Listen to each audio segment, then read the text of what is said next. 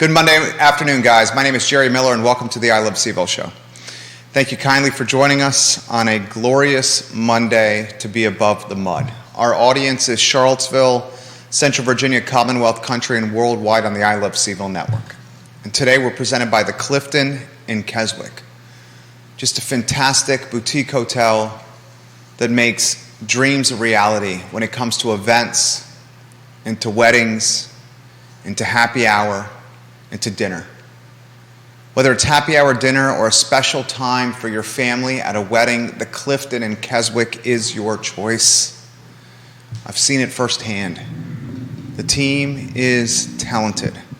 The Clifton in Keswick. So much I'm going to cover on today's program. And I'm going to encourage you, the viewer and listener, to be a part of the show by offering your thoughts and perspective in the feed. Today, we're going to cover the type of content that matters the most, and that's our children.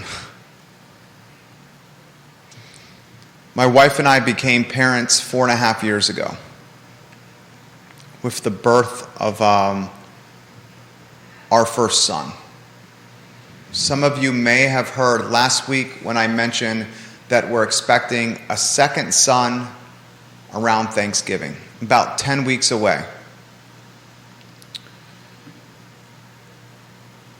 Our first son, 4.5 years old, is precocious, rambunctious, mischievous, high energy, and a sponge for learning. Now, my wife and I are considering where is he going to go for kindergarten. Where is he going to go for these impressionable years that determine the success and foundation for elementary school, middle school, high school, and beyond? And as we have taken a deeper dive into this, the red flags and the concerns have become very obvious and evident. And as we spend more time learning and understanding these red flags, we also realize that the solutions are not easy, and we're far from the finish line for finding those solutions. Look, it's no secret that we don't have enough teachers in the classrooms. We don't have enough substitutes when the teachers are sick. It's no secret that the after-school programs at many of the schools in our area are shadows of their former selves. It's no secret that the bus driver situation is a significant predicament, as challenging and equally as important as the teacher shortage. If we can't get the kids to school on time and back home on time, how are they going to perform well in the classroom on tests and on SOLs? And before I take a deep dive on this topic, I want to say this. I do not blame the teachers. I stand by the teachers. I stand by the bus drivers, the substitutes, the teaching assistants, just like I stand by the police. And I mentioned last week I've caught in a lot of heat for making that statement. I stand by blue. And as a friend of the program, and I hope she's watching, and I want to mention to you again how important your text message to me this morning was, because we have caught in a lot of heat. And while we have tremendously thick skin on this program, we're human. But my friend, she sent me this text this morning. She said, doing the right thing is never the wrong thing. And I truly believe utilizing this platform and the massive reach that we have, a reach that is larger than traditional and legacy media in Charlottesville, I truly believe pressure is a privilege. And we're going to utilize this platform and this reach to continue voicing our concerns when it comes to the public school system. The performance in these schools is at levels that I didn't think I'd ever see. Granted, I've been on the earth for 41 years. When friend of the program, John Blair, the king of knowledge, a father himself, a husband himself, his talented, intelligent young man in Albemarle County Public Schools, when he puts things on my radar like 9% of black students at Scottsville Elementary have passed the math SOL, when he positions things on my radar like 19% of Hispanic kids at Mountain View Elementary have passed the math SOL, 24% of black students at Mountain View Elementary have passed the math SOL, I'm taken aback. 9% of black students at Scottsville Elementary have passed the math SOL. Please think about that. 1 in 4 black students at Mountain View Elementary are passing the math SOL. Less than 1 in 5 Hispanic students are passing the math SOL at Mountain View. And that's just 2 schools. If we take a really deep dive into the Charlottesville City school system, we'd see even worse numbers, even more concerning statistics.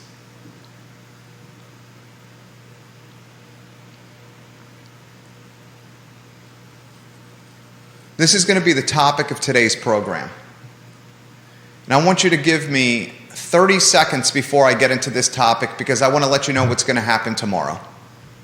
Tomorrow, Cole Hendrix, the former city manager of Charlottesville, is going to be on the show. He was the city manager of this city for 25 years. And when you have a tenure and a term of 25 years, you're doing something right. Cole Hendrix was a driving influence of the downtown mall, a driving influence of the revenue sharing agreement with Albemarle County, a driving influence of the creation of the Rivanna Water and Sewer Authority and the Rivanna Solid Waste Authority. Cole Hendrix got the University of Virginia, the City of Charlottesville, and Albemarle County into a cooperation agreement. Lloyd Snook put this on my radar last week, and tomorrow, this interview with Janet, his talented, dynamic, and beautiful wife, becomes a reality. Cole Hendrix, the driving force behind the Market Street parking garage and the new City Hall. So many things that we cherish and we hold so dearly trickle back to Cole Hendrix.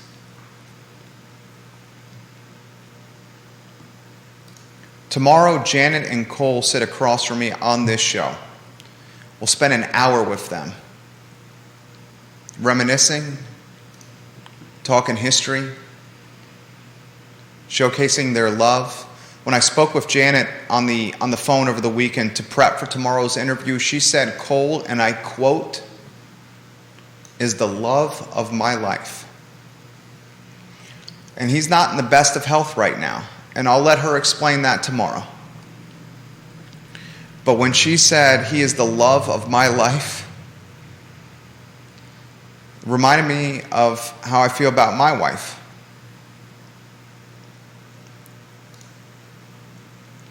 Tomorrow's interview is going to be a special one. Please mark your calendars for 12:30. I have no doubt, and I'm getting a little emotional right now, I have no doubt that the emotions will be palpable and tangible tomorrow. 12:30 tomorrow. Now, folks, let's talk schools. Meriwether Lewis Elementary in Ivy, the latest school under consideration for rebranding. I'm going to let you know the schools in Albemarle County that are currently under review for rebranding efforts. Agner Hurt Elementary School, Baker Butler Elementary School, Stone Robinson Elementary School. Broadus-Wood Elementary School, the school board chose to keep that name in place. Mary Greer Elementary School, the school board decided to keep that name in place. Cale Elementary School was rebranded as Mountain View. Virginia Murray, that name is staying in place, Murray Elementary. From a middle school standpoint, these schools are still under consideration. Burley Middle School, Henley Middle School, Walton Middle School. Jack Jewett Middle School was rebranded Journey. Sutherland was rebranded Lakeside. From a high school standpoint, Murray rebranded Community Lab. As of now, you have Cale to Mountain View, that's one. You have Jack Jewett to Journey, that's two. Sutherland to Lakeside, that's three. And Murray to the Community Lab, that's four. 4 schools have been rebranded as of now. I'm going to ask you a straightforward question. Monticello High School.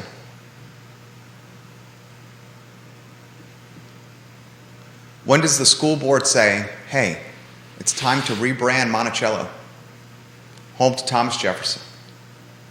He's got some things in his past that were sketchy. Slavery. Impregnating a slave. When do we consider rebranding Monticello? You don't think that conversation is going to happen? It's 2022.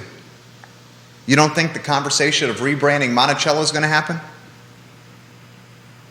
When do we say enough is enough? When do we say enough already? And I take this approach from the lens or the microscope of concern. Teachers are quitting schools at an aggressive clip. According to the Bureau of Labor and Statistics, the number of people employed in public schools dropped from almost 8.1 million in March 2020 to 7.3 million in May of this year. That's an 800,000 person drop in employed people in public schools in the United States of America. Public schools in our country, according to the Bureau of Labor and Statistics, are short 360,000 people. 360,000 people short. And who's suffering? Who's catching the heat and the pain for this? The teachers are. Because the parents are like, what the hell is going on? My kid's struggling to read. My kid's struggling to add. Look at how he or she are performing on the SOLs. The teachers are catching the heat. The students are catching the heat. They're getting to school after first period is over. They're getting home almost 2 hours after school is let out because we don't have enough bus drivers. But you want to know something? This is not the teacher's fault. Think about the conditions of teaching today. A teacher has classrooms that are more crowded than ever before. Do more with less is what front office leadership says. Do more with less. Front office leadership says, bring your own money to the table for supplies. Front office leadership says, you're going to have more kids in your classroom than ever before and you better perform. If you're a teacher, you're left scratching your head. And here's the predicament you're in. School shootings are the routine. Now you have to teach the ABCs, the 1, 2, 3s. And you may even have to protect your students from a school shooting incident. Now you have to teach the ABCs and the 1, 2, 3s, and you have to do it with the classroom that's more crowded than ever. Now you have to teach the ABCs and the 1, 2, 3s, and you have to do it without school resource officers in the building. No school resource officers means very little discipline. We're going to welcome Judah Wickhauer to the program here in a matter of minutes. He explained a scenario last week of someone at his church, a teacher who quit. Why did that teacher quit? Because this particular teacher was fed up. The kids don't listen. They're on their cell phones nonstop. They have earbuds in nonstop. Heck, they are vaping and hitting the vape pen in the classroom, and nothing can be done about it. They get sent to the principal's office, and the principal has a little chitter-chatter with them and sends them right back to the classroom. Right back to the classroom. After a few times of getting sent to the principal's office and they're getting sent right back to the classroom, guess what? Kids aren't dumb. They realize there's no accountability. So they keep pushing the envelope.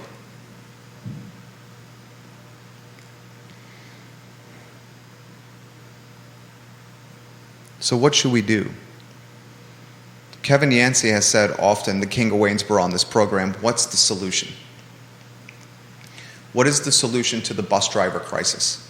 What is the solution to the teacher crisis? What is the solution to SOL scores in the toilet? 9% of elementary black students at Scottsville Elementary have passed the math SOL. 9%. The solution is as clear as day to me. As clear as day.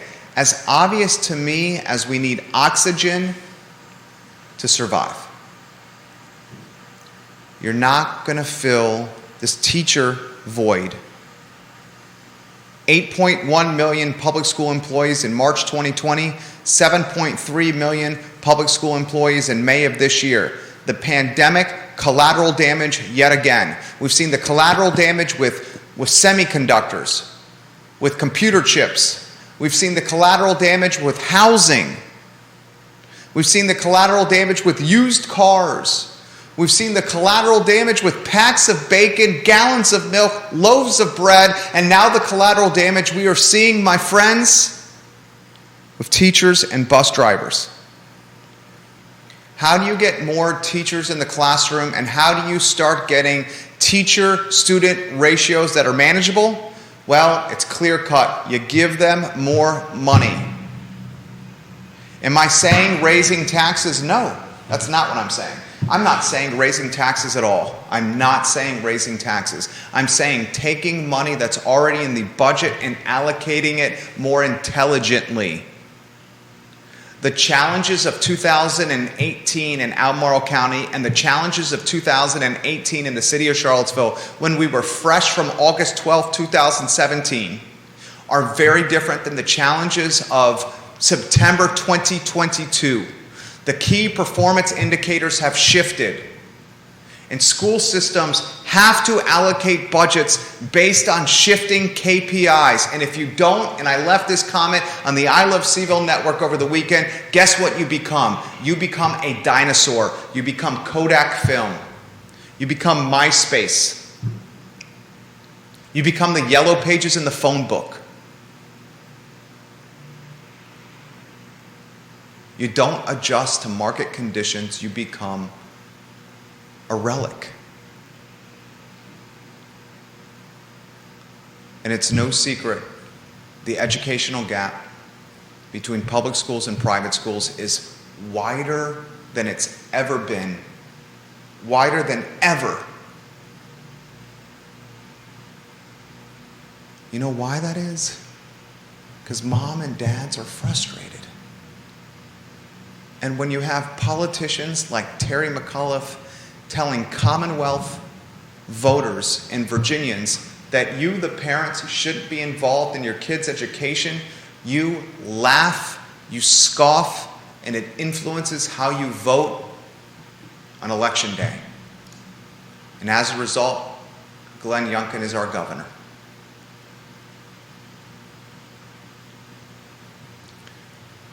The political climate in Charlottesville City, in Albemarle County, in Central Virginia, and in the Commonwealth of Virginia is shifting. Moms and dads are voting on schools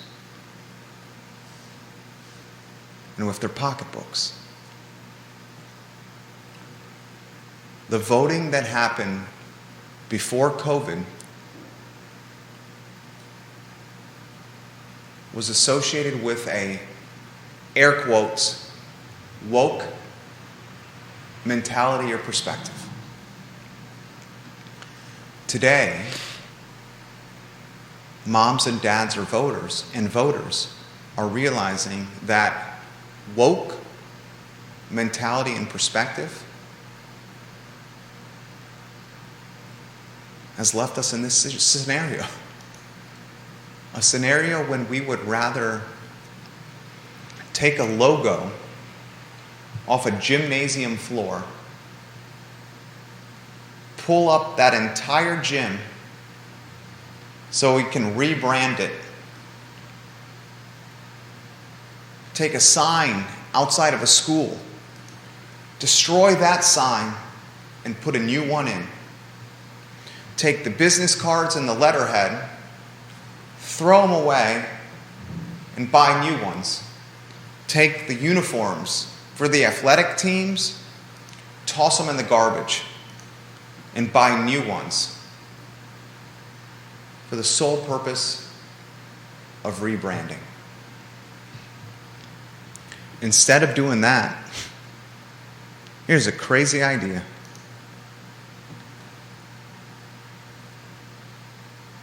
Give the money to the teachers and the bus drivers and the substitutes and the after-school assistants. If you pay people more, they're going to stay on the job. Why do we work?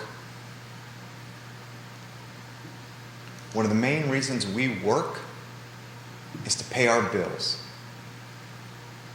to put a roof over our head and food on our table. And yes, teachers, they may be more altruistic,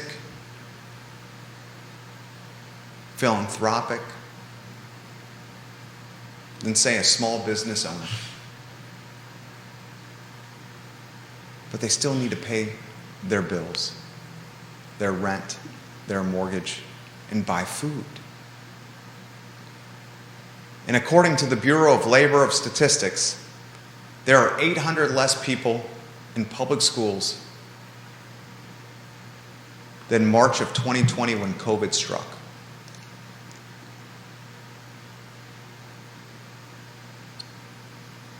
And as a result, the SOLs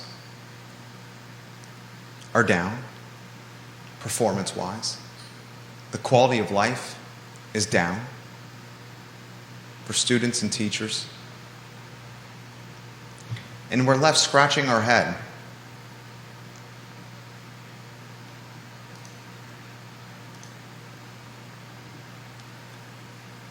Why is the Albemarle County public school system and school board members Kate Acuff, Katrina Coulson, Judy Lee, Graham Page, Ellen Osborne, David Oberg, Yono Alcaro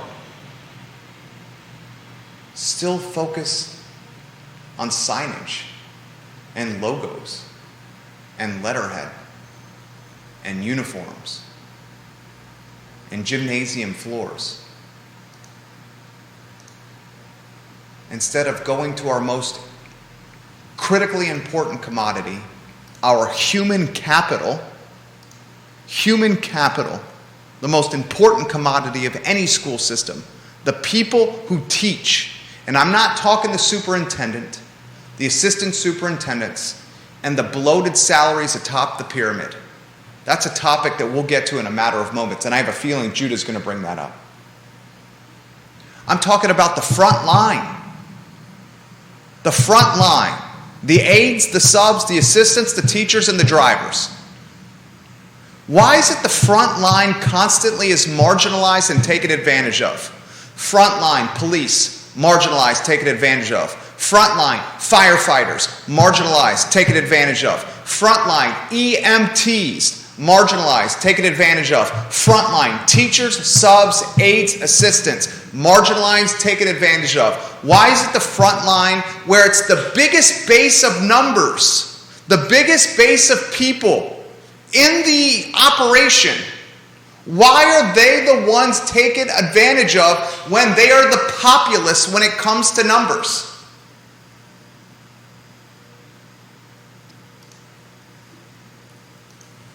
Well, that's what's happening. That's literally what's happening. So, I'm going to welcome Judah to the show here in about 20 seconds, Judah. I'm going to close the monologue by saying, enough already. Your school board members are Yono Alcaro, the at-large representative, David Oberg from the Whitehall Magisterial District, Ellen Osborne from the Scottsville District, Graham Page, the chair from the Samuel Miller District,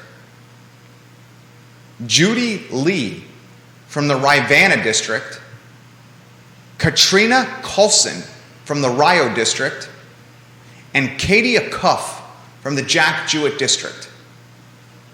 Email them, call them, stop them on the side of the road, hold them accountable, and say enough already. Dr. Matthew Haas, Superintendent of Albemarle County Schools, I'm going to send you an email after this show, and I'm going to invite you onto this program, and we'll see if you respond. I'm looking at your email address here, Matt Haas. I'm going to send you an email after this show and say, you have an invitation to come on this show. It's long-form content. What you say cannot be taken out of context. Come on the show and speak to Albemarle County taxpayers.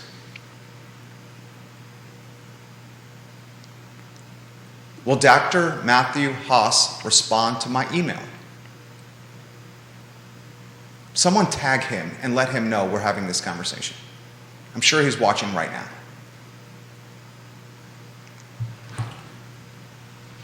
I was contacted over the weekend by a vice principal who asked for anonymity. The vice principal who contacted me over the weekend, who asked for anonymity, said, Jerry, the teachers are on your side. Keep pushing and doing what you're doing. The vice principal also said these rebranding efforts are way more expensive than the hundreds of thousands of dollars you're indicating they are costing. The vice principal said when they rebranded our school, they remodeled our gym, including the gym floor and the walls in the gym. We also got completely new signage all over the school. They gave away all of our sports uniforms and merchandise. They ordered new sports uniforms and merchandise. They destroyed our business cards and school letterhead. They ordered brand new letterhead and business cards for everyone. It is more than what you think. Keep pushing, Jerry. Most of us are on your side. Judah Wickhauer, 2-shot. The jack of all wits. J-Dubs, as he's known from the hallowed grounds of Virginia Beach. Oh, don't act like he started calling you that. To the busy, busy streets of Northern Virginia. There's no doubt that nickname originated in this office, but it's caught on like wildfire.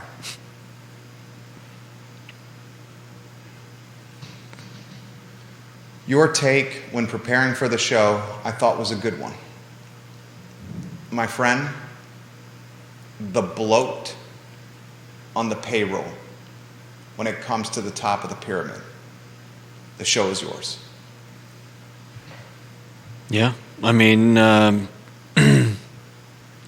We all know that teachers and bus drivers are underpaid, and as some people over the weekend commented, I'm speaking of bloat, there's been a massive influx of new administrators, new administration in schools, and very little growth in teachers.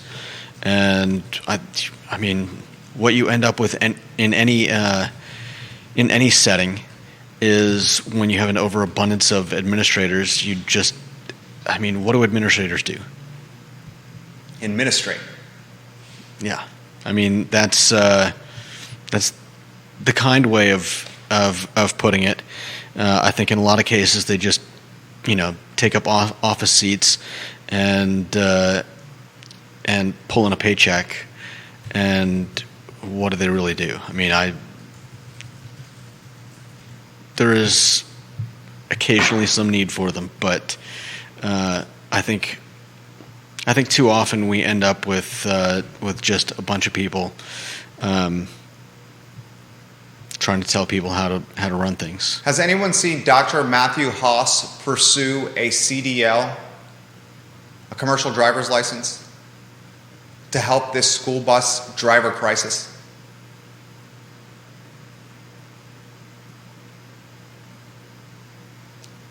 What is the most important thing about public schools, Judah? What is the first key component for a properly run public school system? The first key component? Teachers, I guess. Getting the kids to school for the start of school. Okay. If the kids aren't at school, they can't learn, right? That is true. Are the six-figure salaried employees saying, good God, we can't get the kids to school, let me put down my administrative duties and go get a CDL and start driving these damn buses? We've known the bus driver crisis was going to be an issue for a long period of time. And why we knew this was going to be an issue, remember during COVID, we had Earl Smith and Bob Warren on the program, 2 bus drivers. Mm-hmm. Both of them were mandated by the school system to get vaccinated. And both of them said they would not get vaccinated, and they said there were a number of bus drivers within the Albemarle County public school system that also refused vaccinations. And they said this was going to cause a crisis. We've known about this shortage of drivers since early mid-pandemic. I don't think we had any idea that it was going to be this bad. We've known about it since early mid-pandemic.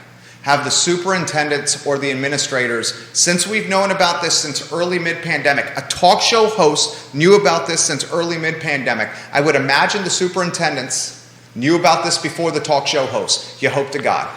You would hope that they would know the problems that are going on in their own school system. Did they pursue CDLs as a backup option?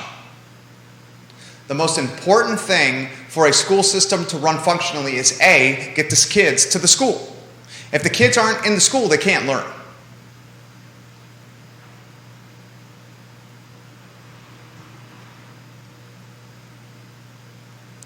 Neil Williamson, president of the Free Enterprise Forum, leaves a comment on the feed. And he says, Jerry and Judah, and Neil, we love when you watch the show. He points out how, of the school board members, in 2021, all 3 Albemarle County school board members ran unopposed. All 3. Elections matter. Danny O'Day, DOD, says this. His fiancée is a teacher.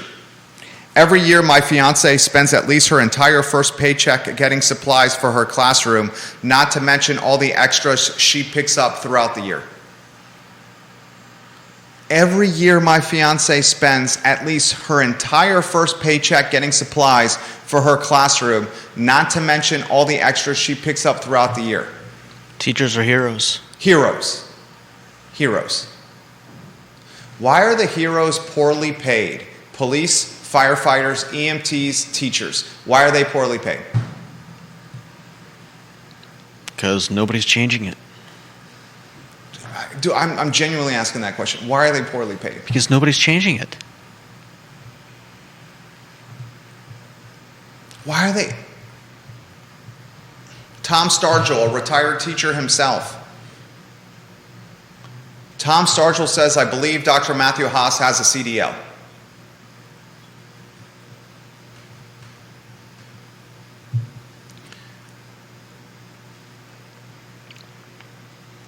This topic is important to me because right now I'm seeing this topic about to impact my kid, our kid. Albemarle County Schools, us. There's no one my wife and I cherish and love more dearly than our son. And we feel the same way about number 2 that's on the way. That's 10 weeks from birth.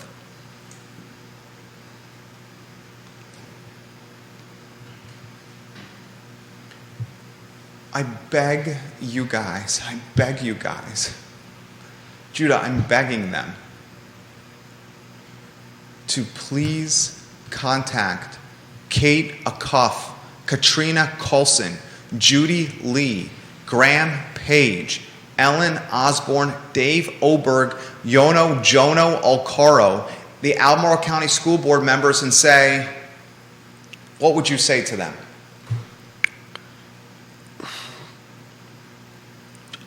Let's see. I would tell them that they have a crisis on their hands, and they're apparently they have their backs to it, and they're looking at the wrong thing.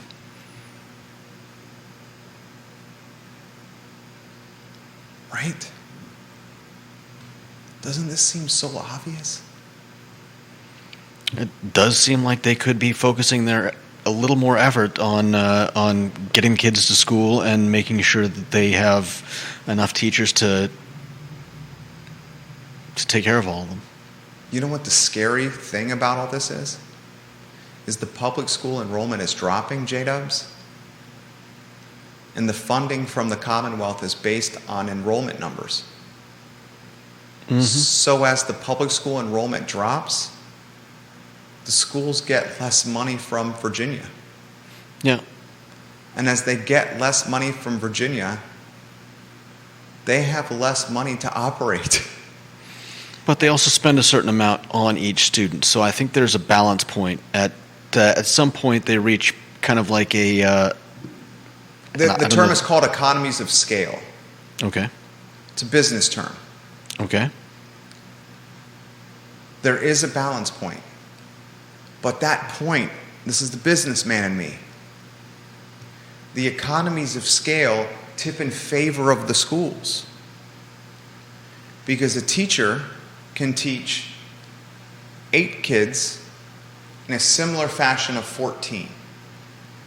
The teacher cannot teach 14 in the similar fashion of 33, but it can certainly teach 8 kids in the similar fashion of 14 or 16.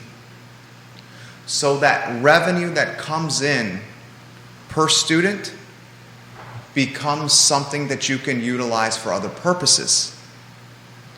Economies of scale.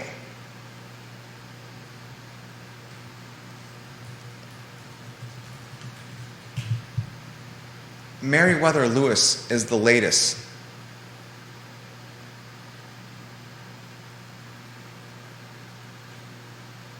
It's being considered for rebranding. Yeah. What do you make of that? I mean,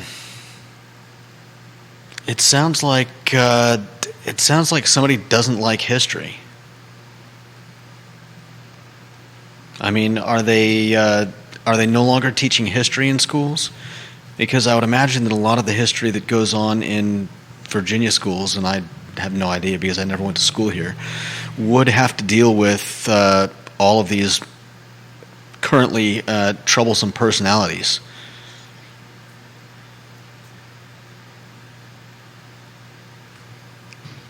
I mean, do you stop teaching kids about Jack Jewett's ride? I'll throw this to you.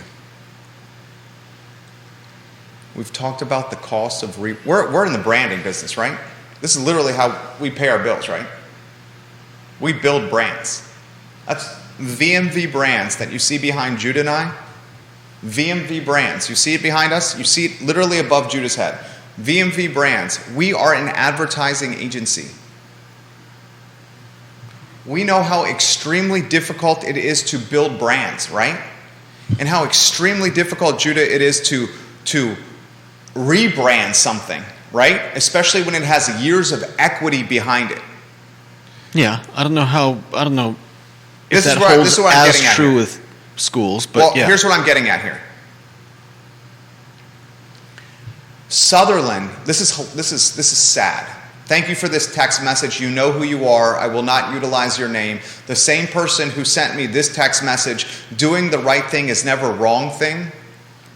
This particular person, she sent me a very succinct art you made my day. I'm just going to leave it at that, okay? You made I thank you. She sent me this. Sutherland Middle School has been rebranded Lakeside Middle School. Mm-hmm. She sent me a screenshot. I want everyone to go to Facebook and type in Sutherland Middle School PTO. The school's been rebranded Lakeside, but the PTO Facebook page still says Sutherland Middle School on it. She also says this. The big signage at the school has not been updated. She said, at open house, most teachers at Lakeside were still referring to the school as Sutherland. Yeah. She says, looking at this from a pure marketing standpoint, the follow-through has been non-existent. After the initial hubbub, what's the word? Hubbub? Hubbub had calmed down. She said, rebranding takes money and time, and it's an ongoing effort. And it hasn't been executed particularly well. The PTO Facebook page still says Sutherland. Does the sign going into Sutherland, Lakeside, still say Sutherland? The teachers at the parent-teacher conference meetings are still calling it Sutherland. Yeah, well, you can't expect everyone to stop calling a school what it was previously named. Exactly my point. Okay. That's exactly my point. There's my point. The rebranding efforts take time and money. We can quantify how much it costs to rebrand a school based on gymnasium flooring and letterhead and business cards and school uniform, but that's not going to change the vernacular or the vocabulary. And I want everyone to realize this. There are hard costs associated with rebranding. That gym floor costs this much money to change the logo at center court. There's a hard cost for that.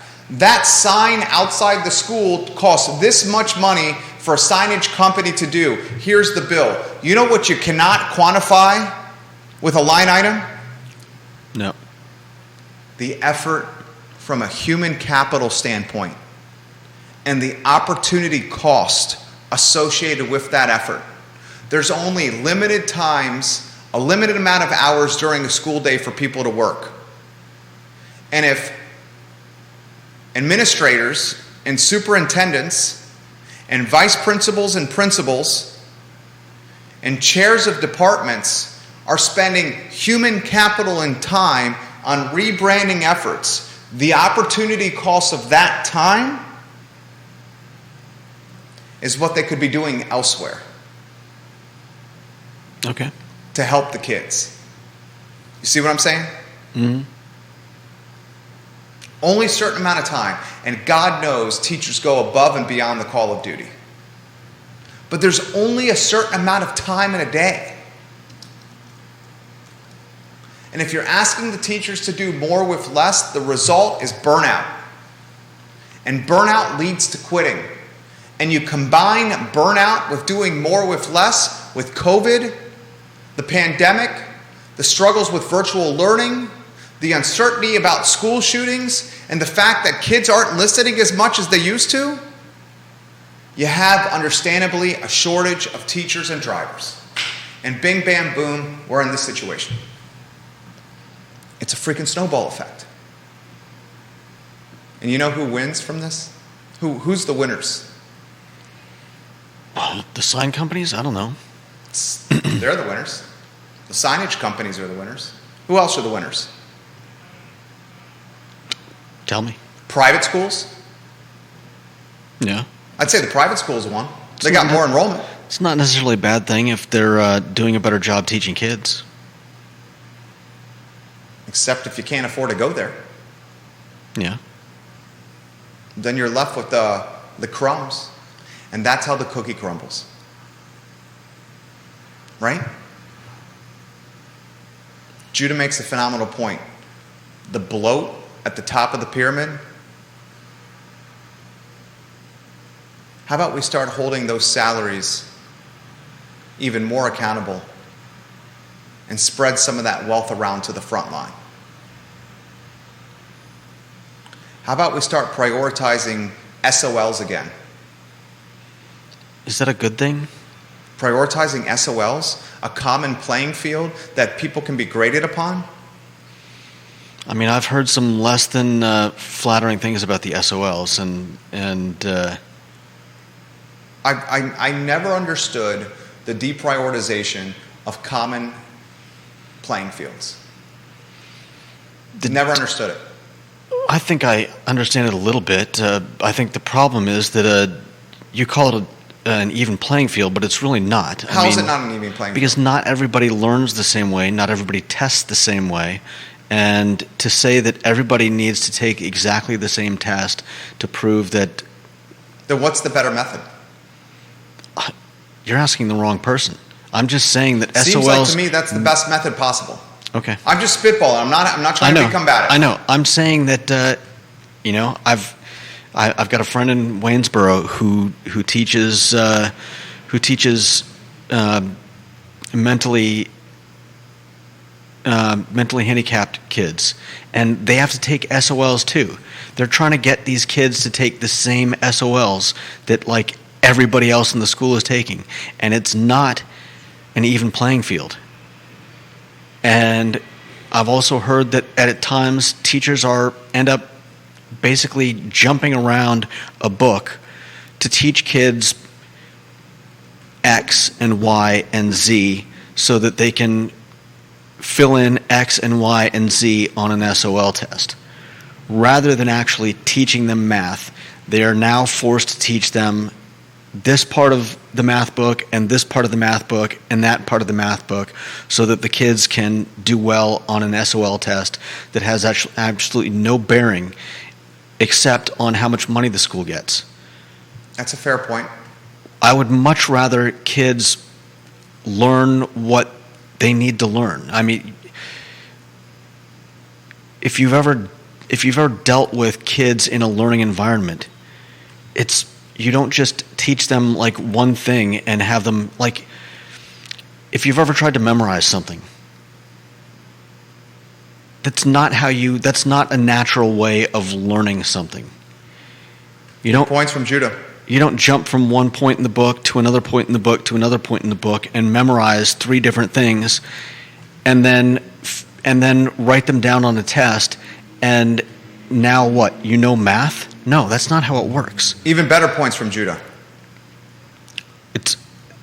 It's the same. You build upon prior knowledge, and if you're not doing that, then you're basically just teaching someone to fill in a test and make money for the school. Judah crushing it right now. Which is not what I think we want out of our schools.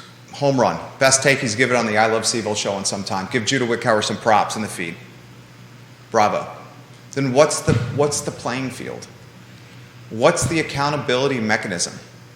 I don't know. I mean, this is something that people that are in the business need to figure out. Is it graduation rates? Is it college rates? It's certainly not students going to college. It's not students going to college. That at one time was the accountability mechanism. How many kids in the senior class got accepted into a 4-year school? That's archaic. That's not it anymore. You made phenomenal points about the SOL. We understand that the SAT and the ACT are weighted in favor of those that have wealth and resources. Fair points from Judah. What is the accountability mechanism that determines whether or not someone is doing their job? You know what the accountability mechanism for us at this company is?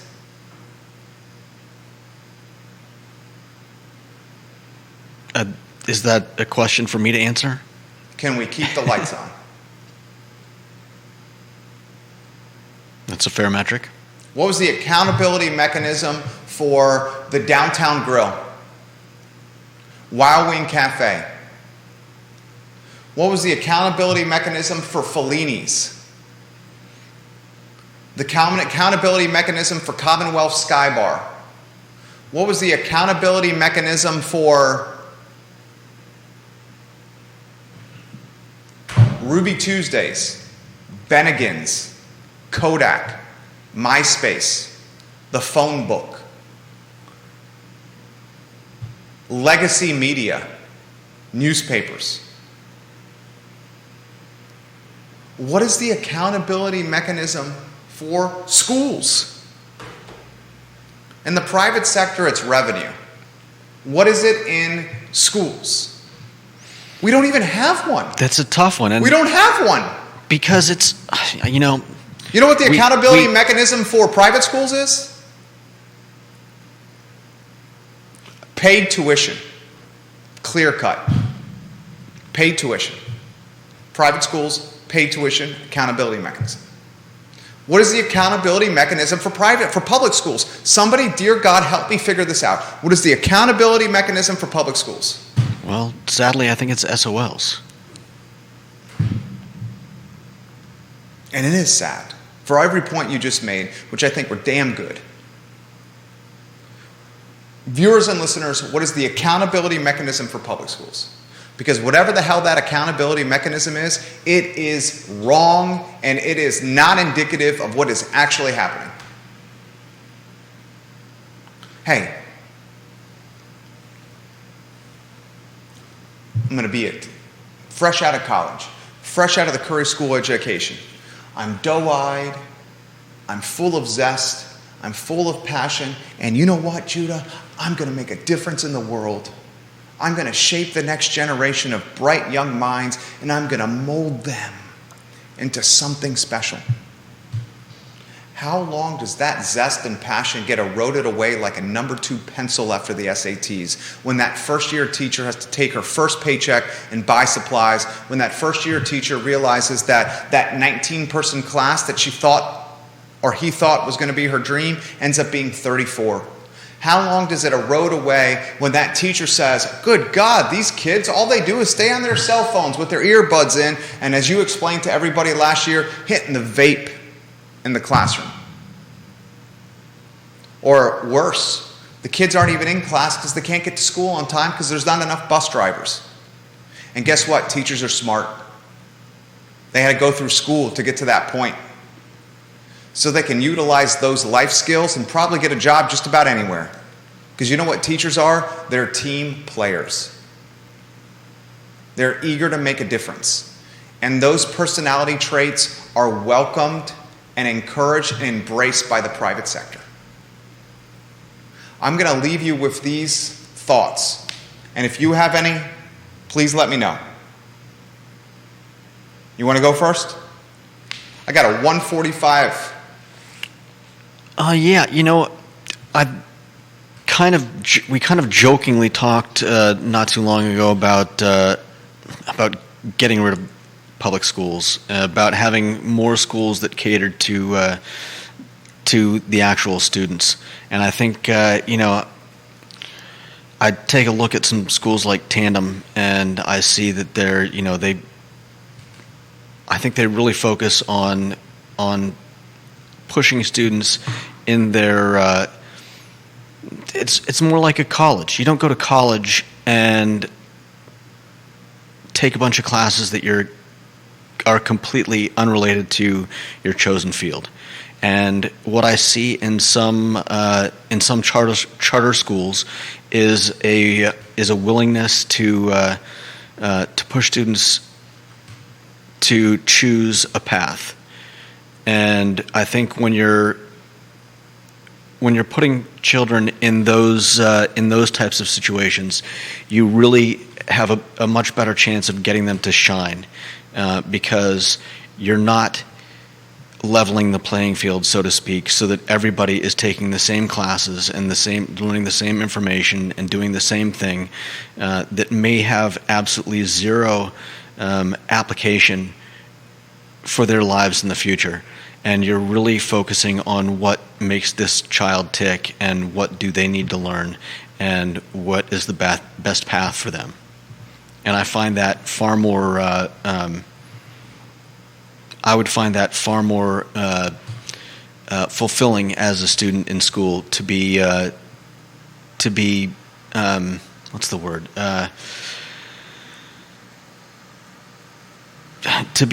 To have someone come alongside you and really understand what it is that you need and and where it is that you're heading. Are you on a 2-shot? I hope so. I'm coming over.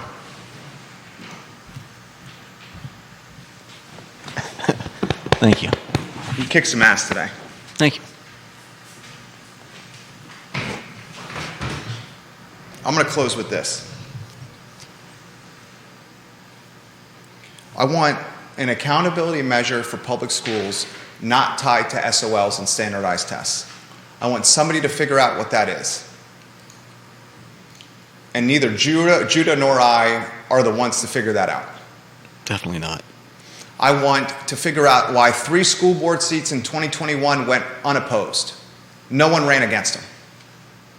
I want you to call the superintendent's office and say, enough already, and use that phrase, enough already. Write the emails, make the phone calls, go there in person, and look at the superintendent and his team in the eye and say, enough already.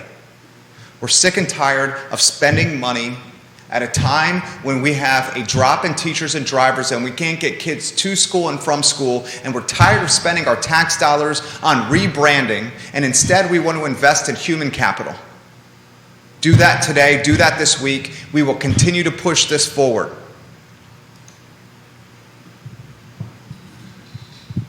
I want all of us to realize that we're in crisis mode right now. This is the collateral damage of COVID. And the unfortunate collateral damage of COVID that is ravaging middle class and lower class Americans, Virginians, and Central Virginians. Ravaging us. You know what's going to hurt the middle class and the lower class even more? When we put our most important aspects of our life, our children, into schools we can't afford. Because the public schools are in this situation. Then you have less disposable income to spend at locally owned businesses, and Main Street suffers, and then mom and pops close. My name is Jerry Miller, and this is the I Love CVille Show on a Monday. So long.